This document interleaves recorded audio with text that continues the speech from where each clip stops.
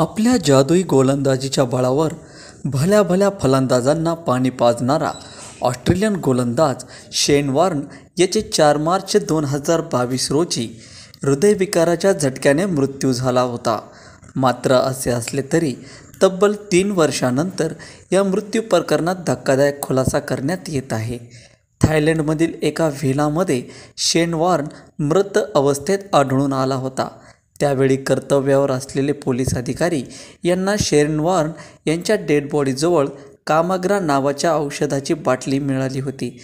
मात्र हे प्रकरण लपवण्यासाठी त्या ठिकाणावरून औषधाची बाटली लपवण्याचे आदेश वरिष्ठ अधिकाऱ्यांकडून देण्यात आले, असे त्या पोलीस अधिकाऱ्याने डेली मेलशी बोलताना सांगितले.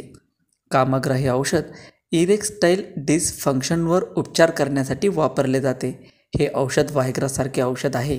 एवढ्या वर्षांनंतर होणाऱ्या खुलाशावरून तुम्हाला काय वाटते?